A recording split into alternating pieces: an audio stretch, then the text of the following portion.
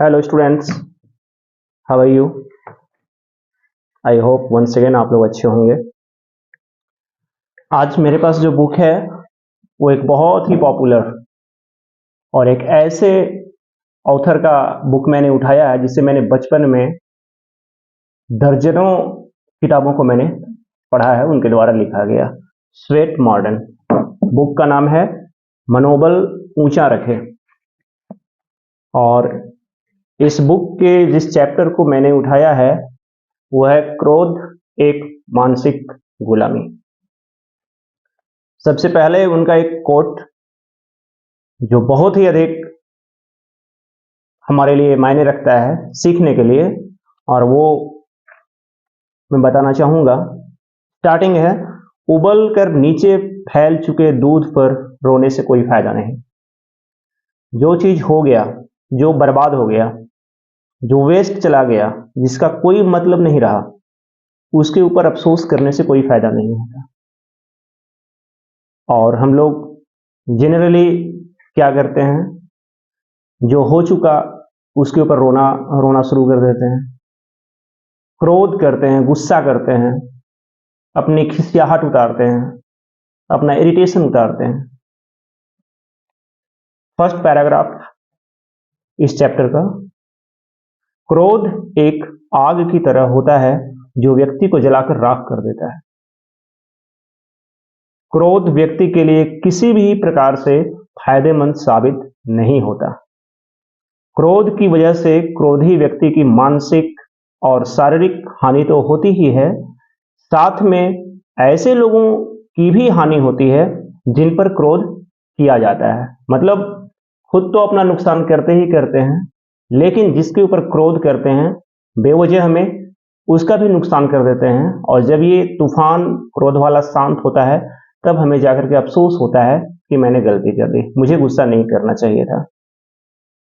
क्रोध के कारण व्यक्ति अपने आपे से बाहर हो जाता है। उस अवस्था में वह कुछ भी खतरनाक काम करने को तैयार हो जाता है। उस समय वह तैयार हो जाता है, बाद में इसके लिए उसे बहुत भारी कीमत चुकानी पड़ती है। आस पड़ोस में ऐसी घटनाएं घटती ही रहती हैं जब लोग क्रोध के कारण अपना होश खो बैठते हैं और किसी दुखद घटना का कारण बन जाते हैं।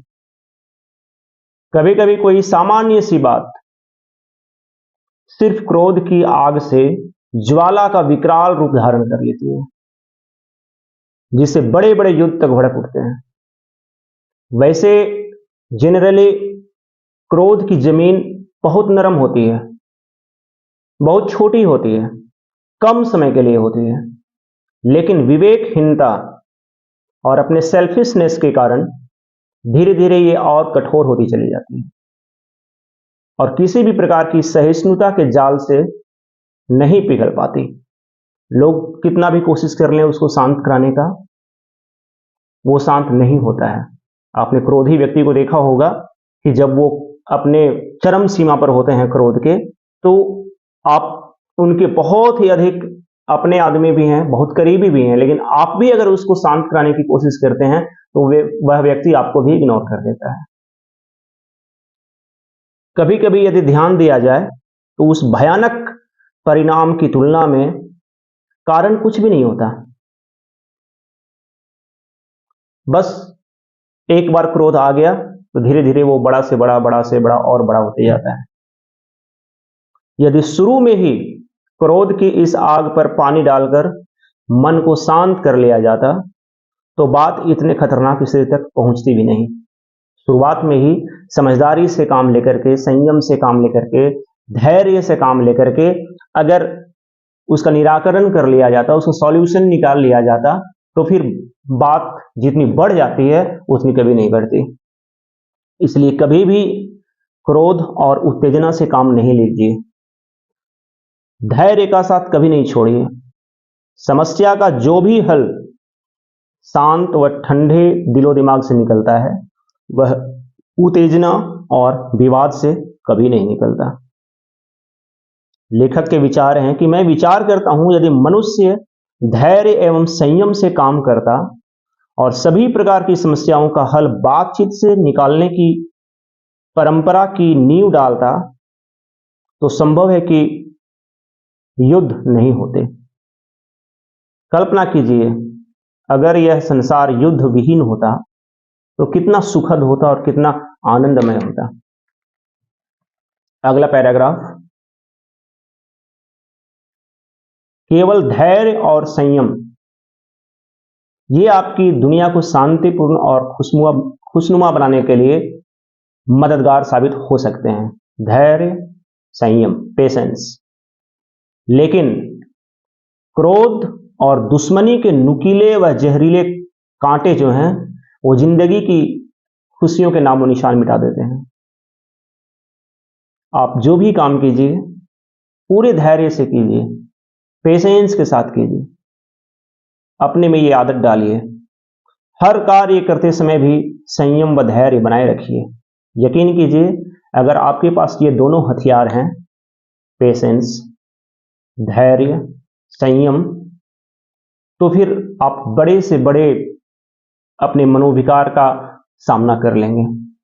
खुद को कंट्रोल करना जब आप सीख जाएंगे, तो फिर बहुत सारे ऐसी जो घटनाएं होती हैं जो कि घरों को तोड़ देती हैं, दुश्मनी बढ़ा देती हैं, जिंदगी को तहस नहस कर देती हैं, वैसी घटनाएं नहीं होंगी। यह एक यूनिवर्सल ट्रूथ है कि क्रोध वह आग है जिसकी लपट में जो भी व्यक्ति आता है वह जलकर राख हो जाता है। क्रोध से मनुष्य का खून जलता है और कम हो जाता है। उसे ब्लड प्रेशर बढ़ता है। दिल, गुर्दा, जिगर से संबंधित अनेक रोग पैदा हो जाते हैं। मस्तिष्क पर भी इसका बुरा इफेक्ट पड़ता है। मस्तिष्क ही जब चोटिल हो जाता है, घायल हो जाता है, अफेक्टेड हो जाता है, तो फिर उसका पूरा जो कंट्रोल होता है सभी बॉडी पार्ट्स के ऊपर, वो ऑटोमेटिकली फिर प्रभावित हो जाती हैं, बुरी तरह से प्रभावित हो जाती हैं। कभी कभी इससे लकवा भी हो जाता है और मनुष्य का हिलना डुलना भी असंभव हो जाता है। यह एक सच्चाई है। कमजोरी घेर लेती है शरीर को और मनुष्य जीवन से हताश हो जाता है और अंत में मृत्यु की शरण में चला जाता है। आप इमेजिन कीजिए, उस व्यक्ति के बारे में सोचिए जो कभी क्रोध की चिंगारियां बरसाता था। उसके हर वाक्य में ज्वालामुखी भरा होता था। उसकी हर एक्टिविटी में तूफान की प्रचंडता थी।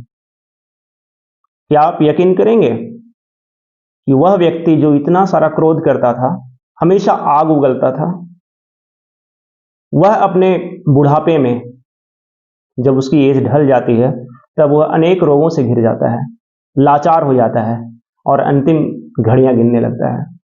उस समय उसे अफसोस होता है कि मुझे ऐसा नहीं करना चाहिए था। जो बीमारी के कारण जब डॉक्टर बताते हैं कि किस वजह से आप इतनी बीमारियों से घिरे हुए हैं, तो उसमें एक बहुत बड़ा कारण ये क्रोध जो हमारे अंदर पैदा होता है, हमारे शरीर को अपंग बना देता है, लाचार बना देता है। हमारे जो मुख्य पार्ट्स हैं बॉडी के, उन सभी को जब इंजर्ड कर देता है, तब फिर ये सारे जो अफेक्टेड पार्ट्स होते हैं वे सभी मिलकर शरीर के ऊपर वार करते हैं और जब हम अपने ढलते हुए एज में होते हैं तो अनेक तरह की बीमारियों से घिर जाते हैं। क्रोध से ही मनुष्य अपना मेंटल बैलेंस भी खो देता है। वह पागल सा हो जाता है। ऐसी हालत में धैर्य और संयम से वह मीलों दूर चला जाता है और उत्तेजना, घबराहट के शिकंजे में फंसकर भयानक से भयानक बड़ी बड़ी गलतियां कर बैठता है। और फिर जब वह बड़ी गलतियां कर बैठता है तो उसके परिणाम भी बहुत भयंकर होते हैं। इसी चक्कर में वह कभी कभी मर्डर जैसे घृणित कार्य भी कर बैठता है, जिसके लिए उसे पूरी जिंदगी पछताना पड़ता है। आगे लेखक के विचार हैं, जब भी आपसे कोई गलती हो जाए तो ठंडे दिमाग से अपने कार्यों का विश्लेषण कीजिए। गलती कहाँ हुई, कैसे हुई, क्यों हुई, और फिर उसका कंक्लूजन निकालिए, उसका निष्कर्ष निकालिए कि इस गलती के अक्योर होने से मैंने क्या सीखा, मेरे लिए ऐसा क्या है इस गलती ने मुझे जो सिखाया, उसे सबक लेते हुए कोशिश कीजिए कि नेक्स्ट टाइम से वो गलती ना करें, वो रिपीट ना हो। क्रोध एक मानसिक गुलामी है जिसमें व्यक्ति अंधा हो जाता है, उसे दिखाई नहीं देता कि वह सही कर रहा है या गलत कर रहा है, उचित कर रहा है, अनुचित कर रहा है, फेयर कर रहा है, अनफेयर कर रहा है, भला कर रहा है, बुरा कर रहा है, कुछ भी दिखाई नहीं देता और वह गलतियां पर गलतियां करते जाता है। और उसके द्वारा की गई यही सारी गलतियां उसकी जिंदगी को बर्बाद कर देती हैं। कुछ पॉइंट्स जो आप नोट डाउन कर सकें, मैं लिख देता हूं।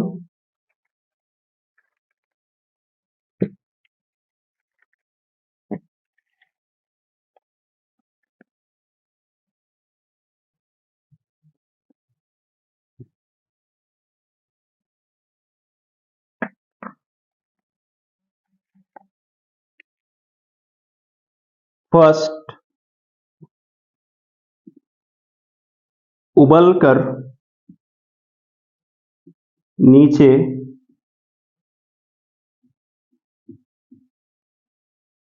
फैल चुके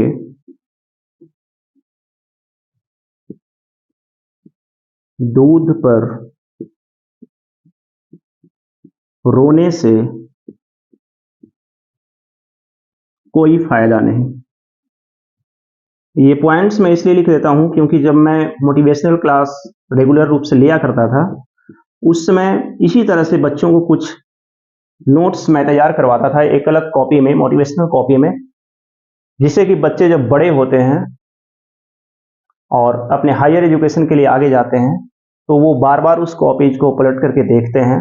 और मुझे कुछ बच्चे बताते हैं कि ये सारी लिखी गई चीज़ें जो है, जो आप बताते थे, वो हमारे बहुत काम आती हैं। इसलिए मैं हर क्लास में कोशिश करता हूं कि कुछ इंपॉर्टेंट पॉइंट्स को मैं नोट करा दूं।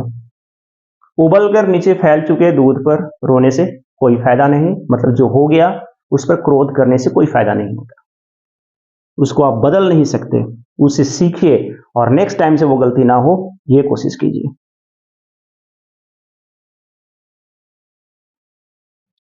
सेकंड पॉइंट, क्रोध एक आग की तरह होता है जो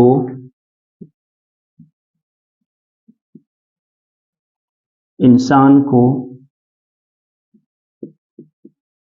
जलाकर राख कर देता है।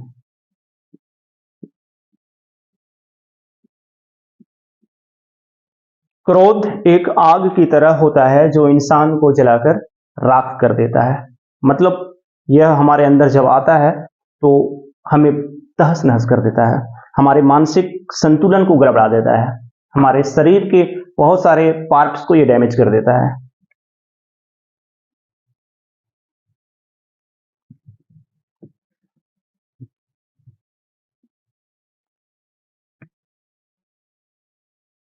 थर्ड पॉइंट इस चैप्टर से,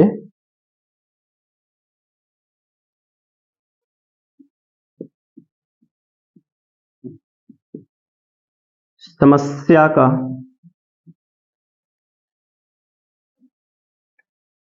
जो भी हल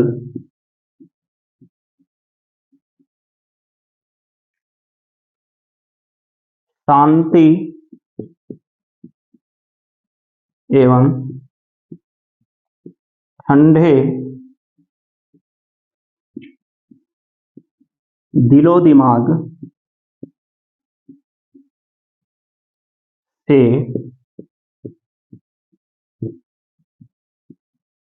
निकलता है,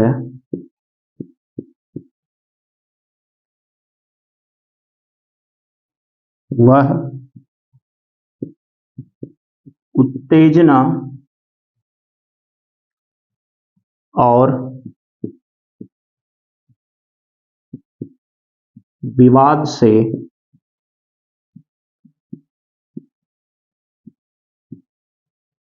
कभी नहीं निकलता।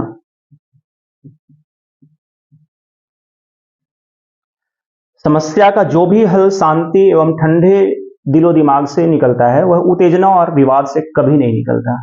इसलिए हमेशा कूल रहिए, अपने माइंड को हमेशा शांत रखिए और किसी भी प्रॉब्लम का सॉल्यूशन ठंडे दिमाग से निकालने की कोशिश कीजिए। नेक्स्ट पॉइंट,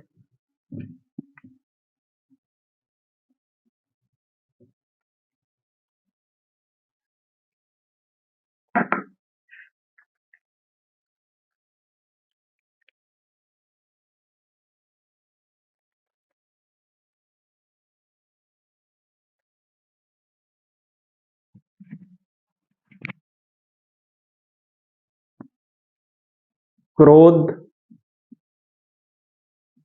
एक मानसिक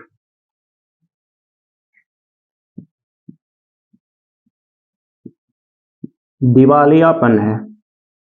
दिवालियापन मीन्स यहां पर पागलपन, जिसमें व्यक्ति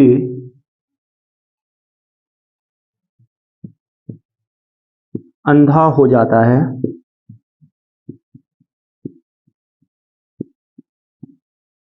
उसे सही गलत कुछ दिखाई नहीं देता और वह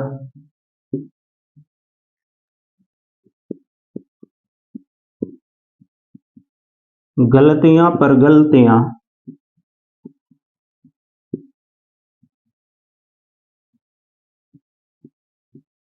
करता चला जाता है।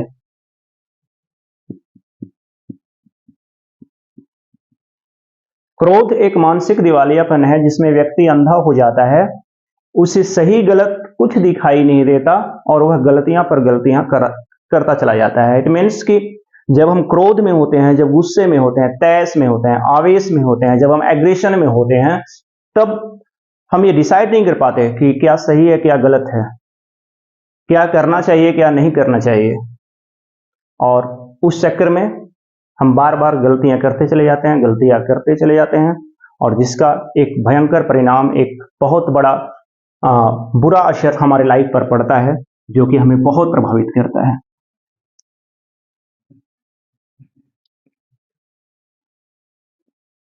अंतिम पॉइंट,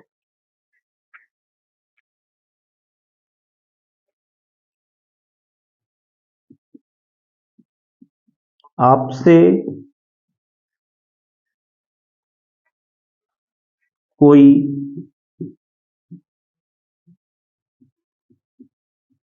गलती हो जाए तो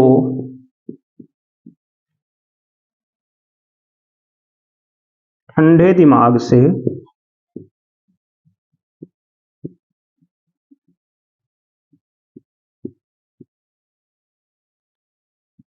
अपने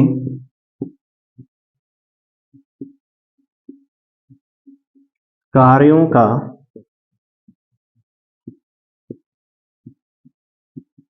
विश्लेषण कीजिए, एनालिसिस कीजिए,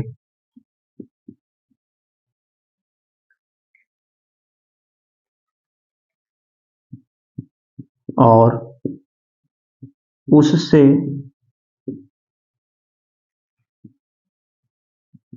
सबक लेकर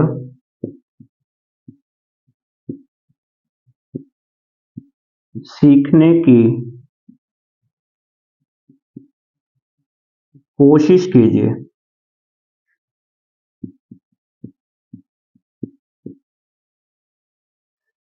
आपसे कोई गलती हो जाए तो ठंडे दिमाग से अपने कार्यों का विश्लेषण कीजिए कि गलती कहाँ हुई, कैसे हुई, क्यों हुई, उसके ऊपर बार बार बार बार चिंतन कीजिए, मंथन कीजिए और उसके बाद उससे सीखिए कि ठीक है, गलती हो गई, मैं इसको सुधार नहीं सकता, लेकिन इसे सीख जरूर सकता हूं। नेक्स्ट टाइम ये हमसे फिर से दोबारा ना हो जाए, किसी और काम में इसका रिपीटेंस ना हो, इसका ध्यान रखिए। और जब आप इसे सीखेंगे तो निसंदेह आपको अगली बार जब आप गलती करने वाले होंगे, वही गलती दोहराने वाले होंगे, तो आपका माइंड, आपका अनकॉन्शियस माइंड आपको कहेगा कि नहीं, इस गलती को मैं पहले कर चुका हूं, तो इसका परिणाम भी देख चुका हूं, सही परिणाम नहीं हुआ, बुरा परिणाम हुआ। जब मैंने एनालिसिस किया था तब आप देखे होंगे कि इसका जो नतीजा निकला था वो आपके लिए हार्मफुल था। तो फिर आपका माइंड आपको उस काम को करने से रोकेगा, कहेगा कि नहीं, इस गलती को दोबारा नहीं करना मुझे। तो आज का जो क्लास था वो क्रोध के ऊपर था, एग्रेशन के ऊपर था, जो कि स्टूडेंट्स के लिए बहुत मायने रखता है, क्योंकि ये जो एज होता है स्टूडेंट्स लाइफ हमारा, उस समय जिस एज से हम गुजर रहे होते हैं वो तूफान का वर्ष कहा जाता है। उस समय ना हम अपने पेरेंट्स की ज़्यादा सुनते हैं, ना टीचर्स की सुनते हैं, केवल लगता है कि हम जो कर रहे हैं वही सही है, बाकी हमें मिसगाइड करने की कोशिश कर रहे हैं, मेरे मन में जो चल रहा है, मेरे दिलो दिमाग में जो चल रहा है, बस वही सही है, और ढेर सारी गलतियां हो जाती हैं।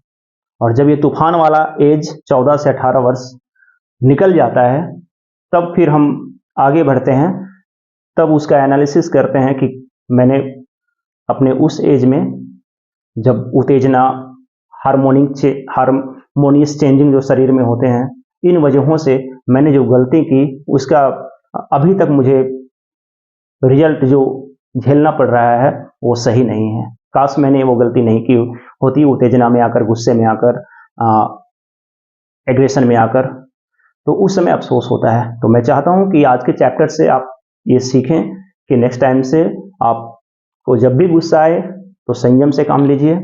जब भी आपको लगे कि नहीं, यहाँ हमको विस्फोटक होना है, वहाँ विस्फोटक नहीं हो जाए, वहाँ कूल हो जाए और फिर पेशेंस के साथ काम कीजिए। तो आज के क्लास में इतना ही। बाय, जय हिंद।